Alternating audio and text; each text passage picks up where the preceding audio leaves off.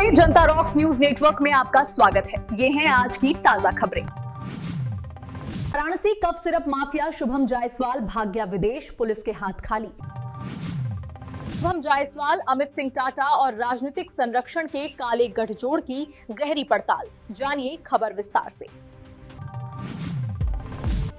Uttar Pradesh STF ने फेंसिडिल codeine syrup तस्करी के देशव्यापी नेटवर्क पर आज सबसे बड़ी कार्रवाई करते हुए इस काले कारोबार के प्रमुख मोहरे अमित कुमार सिंह उर्फ अमित टाटा को लखनऊ के गोमती नगर स्थित ग्वारी चौराहा के पास सुबह करीब 7 बजे गिरफ्तार कर लिया। वाराणसी के सिकरौल स्थित वरुणा इनक्लेव का निवासी अमित टाटा लंबे समय से कोडीन युक्त दवाओं की अवैध सप्लाई और भंडारण के रैकेट को संचालित कर रहा था। गिरफ्तारी के दौरान एसटीएफ की टीम ने उसके कब्जे से 2 मोबाइल, एक काली फॉर्च्यूनर यूपी 65 FN 9777, आधार कार्ड, मोबाइल में सेव कई महत्वपूर्ण दस्तावेज और 4500 रुपए नकद बरामद किए। माना जा रहा है कि 9777 नंबर वाली ये काली फॉर्च्यूनर शुभम जायसवाल की काली कमाई से संचालित होती है, जो इस सिंडिकेट का बड़ा खिलाड़ी है। जांच में सामने आया कि फेंसिडिल और कोडीन सिरप को नशे के रूप में उत्तर प्रदेश, बिहार, झारखंड, उत्तराखंड, असम, पश्चिम बंगाल और यहां तक कि बांग्लादेश तक भेजा जा रहा था। इस पूरे रैकेट की जड़ें कई राज्यों में फैली हुई थीं। उत्तर प्रदेश शासन द्वारा 12 फरवरी 2024 को गठित एसटीएफ और खाद्य सुरक्षा एवं औषधि विभाग की संयुक्त जांच टीम लंबे समय से इस नेटवर्क पर नजर रख रही थी। पहले भी भारी मात्रा में फेंसिडिल सिरप बरामद कर थाना सुशांत गोल्फ सिटी में मुकदमा दर्ज किया गया था, जिसमें अमित कुमार सिंह का नाम सामने आया था। पूछताछ में टाटा ने खुलासा किया कि उसकी मुलाकात विकास सिंह के जरिए रांची के रहने वाले शुभम जायसवाल से हुई थी, जिसने शैली ट्रेडर्स नाम से एक बड़े पैमाने का अवैध कारोबार खड़ा किया था। शुभम और उसके साथियों की मांग पश्चिम बंगाल व बांग्लादेश में अधिक होने के कारण फर्जी फर्म, फर्जी बिल, फर्जी ई-वे बिल के आधार पर दवाओं की बड़े स्तर पर सप्लाई की जाती थी। तस्करी को छिपाने के लिए अमित टाटा के नाम से धनबाद में देवकृपा मेडिकल एजेंसी और वाराणसी में मेडिकल के नाम पर फर्जी फर्में खोली गईं। आरोपी ने स्वीकार किया कि शुभम जायसवाल, उसके पार्टनर और कंपनी अधिकारियों की मिली भगत से 100 करोड़ रुपए से अधिक का फेंसिडिल सिरप खरीदा गया, जिसमें से अधिकांश फर्जी कागजातों के आधार पर तस्करों को बेचा गया।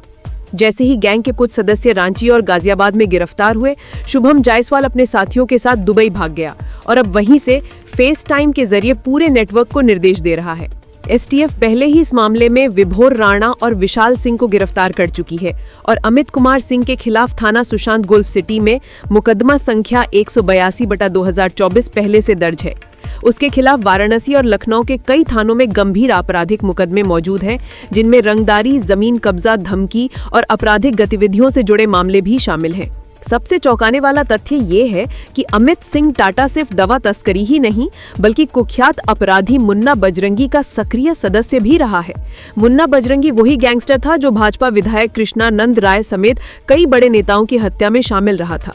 सूत्र बताते हैं कि आज भी टाटा उसी पुराने बजरंगी गिरोह से जुड़े लोगों और नेटवर्क के साथ काम करता है।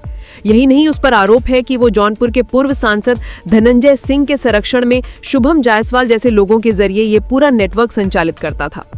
कहा यह भी जा रहा है कि टाटा इतना शातिर है कि वो अपनी BY 3553 स्कॉर्पियो को भी अपने मुस्लिम दोस्त के नाम पर चलाता था, ताकि पुलिस की पकड़ से बच सके। उसकी गैर मौजूदगी में उसके अवैध कारोबार को सुंदरपुर निवासी शाहिद खान संभालता था।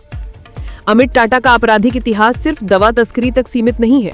उसके ऊपर जमीन कब्जा, धमकी और कई अन्य काले धंधों में शामिल रहने के गंभीर आरोप है।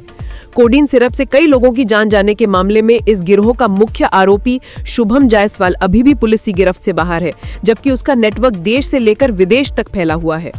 अब सबसे बड़ा सवाल ये उठ रहा है कि इतना बड़ा सिंडिकेट इतने लंबे समय तक सक्रिय रहा और शासन से लेकर प्रशासन तक चुप क्यों था? क्या प्रशासन, राजनीतिक संरक्षण और बाहुबली ताकतें इस पूरे नेटवर्क को बचाती रहीं? क्या पुलिस पर राजनीतिक दबाव रहा? और सबसे अहम, क्या एक बार फिर प्रशासन सिर्फ पूछताछ दिखाकर ऐसे अपराधियों को छोड़ देगा? क्या योगी सरकार अपराधियों के आगे घुटने टेकेगी या फिर अपराधियों की जगह जेल की सलाखें उनका इंतजार करेंगी? एसटीएफ की इस कार्रवाई ने पूरे प्रदेश में चर्चा छेड़ दी है। ये गिरफ्तारी सिर्फ एक आरोपी की नहीं, बल्कि उस पूरे सिस्टम की पोल खोलती है जो फर्जी कंपनियों, राजनीतिक संरक्षण, बाहुबली नेटवर्क और जहरीले सिरप की वजह से 100 करोड़ के अवैध साम्राज्य में बदल चुका था। एक नजर खबर पर फिर से। कोरेक्स किंग का बड़ा मोहरा अमित सिंह टाटा को एसटीएफ ने लखनऊ से किया गिरफ्तार। अमित टाटा के पिता अशोक सिंह और झारखंड के मेडिसिन फर्म पर भी एफआईआर दर्ज। कोरेक्स सिरप से कई लोगों की जान जाने के मामले में फरार शुभम जायसवाल अभी भी पुलिस की गिरफ्त से बाहर है। अमित सिंह टाटा ये वही शख्स है जो कुख्यात अपराधी मुन्ना बजरंगी का सक्रिय सदस्य रहा। बजरंगी सिर्फ भाजपा के विधायक कृष्णानंद राय समेत तमाम बड़े बीजेपी नेता की हत्या में शामिल था।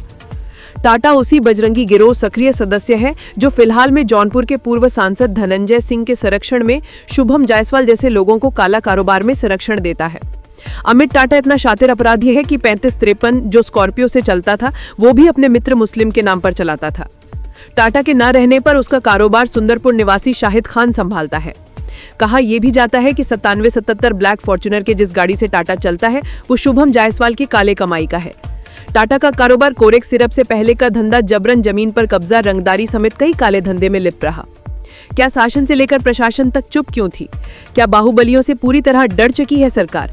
क्या फिर से प्रशासन राजनीतिक संरक्षण के दबाव में अमित टाटा को पूछताछ करके छोड़ सकती है? एक और फिर से अपराधी बेखौफ होकर सरकार को चैलेंज करके छूट जाएगा? क्या योगी राज फिर से अपराधी के आगे घुटने टेकेगी या फिर अपराधी अमित टाटा जैसे लोग जेल के पीछे होंगे? अगर खबर पसंद आई हो तो लाइक, सब्सक्राइब और शेयर करना न भूलें। जनता रॉक्स, जनता की बात जनता के साथ।